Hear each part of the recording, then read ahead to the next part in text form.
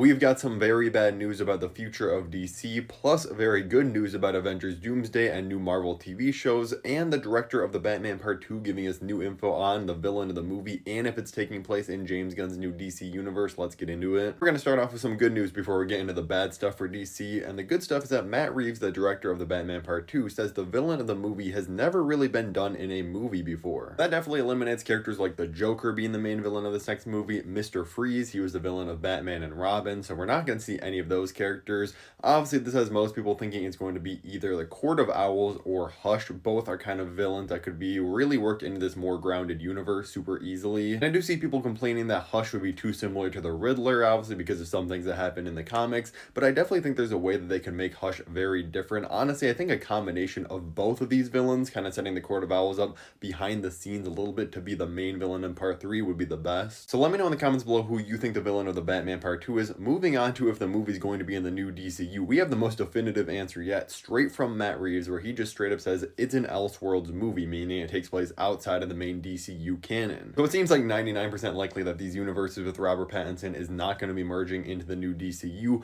but you have to keep in mind if it was happening and hasn't been publicly announced yet, would Matt Reeves just say it randomly on a red carpet? I don't think so. And him saying that what will happen in the future will be clear when it comes kind of makes me think the door is still open. Maybe I'm just being delusional though. Let me know what you think in the comments. Before we get to the rest of the DC news, let me just quickly remind you that back in 2023, it was announced that the Batman Part 2 was going to be releasing on October 3rd, 2025. There's a reality out there where we're 2 weeks away from seeing this movie. But the major bad news for both DC and the movie industry as a whole is that Netflix is apparently considering placing a bid to buy Warner Brothers, which is obviously the parent company of DC Studios and so many other countless things. And you might be wondering, how is this even happening? Warner Brothers is a huge company, and this year they have been having an incredible run at the box office. Like you can see, all these films here have had over $40 million at the opening box office weekend. But the problem is that Warner Brothers has been in a massive amount of debt for a very long time, and it seems very likely this company is going to be getting sold. We know just a few weeks ago we heard rumors that Paramount is considering buying Warner Brothers as well, which Paramount's still a terrible company.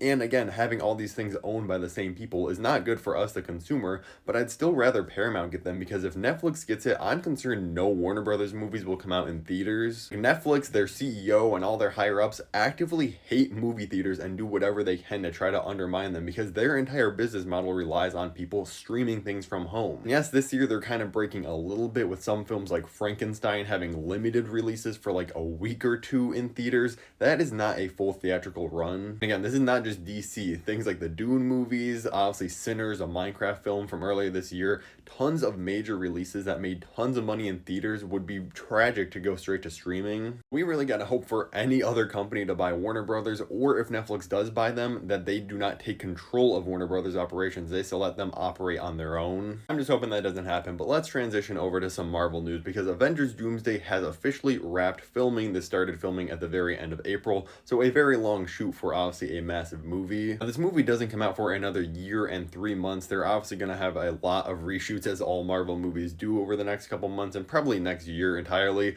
But it's good that the main filming has been done. They can start working on a lot of those VFX and CGI moments. And this news is according to an industry insider. It's a leak, so take this with a grain of salt. But the Cosmic Circus, they've been very reputable in the past, and they say that Kate Bishop will be the leader of the Young Avengers, and that we are going to see the Young Avengers in Avengers Doomsday. If this is true, I'm happy we're going to see this team in Avengers Doomsday, even if there is going to be a million other characters. They're probably going to be very overshadowed and have barely any dialogue, but we need to get this team going soon, because like Haley Steinfeld is 28 years old right now. We're probably not going to get a Young Avengers project until like 2028 at the earliest at this point, which is going to be 31. If they don't hurry up, the Young Avengers are all just going to be the age of the regular Avengers when the first film came out. Good news for Daredevil fans, because Daredevil Born Again has officially been renewed for a season 3. We know season 2 has already been filmed. It's coming out in early 2026. With season 3 filming next year, it seems like that's going to be coming out in 2027. So it looks like we're finally getting back to like a regular yearly TV show in the Marvel universe, which is so refreshing, rather than just having like these 6-episode miniseries and never having another season. If it could only give Moon Knight the same treatment, please greenlight a season 2. This is just funny. James Gunn reveals some terrible advice he received when developing Guardians of the Galaxy, saying that he was told nobody would like the Guardians soundtrack and he should change it to Britney Spears like 90s songs, which is the perfect example of executives and these higher ups that give these directors notes half the time knowing nothing saying like James Gunn absolutely cooked with the soundtrack for all the Guardians movies and really all his projects. Like telling him to change it is crazy work. Now, speaking of James Gunn, we got to bounce back to some more DC updates because a fan asked him how likely is it that we'll get a season 3 of Peacemaker. And James Gunn responded saying, I think let's get to the end of this season before you answer that question, which honestly could be taken two ways.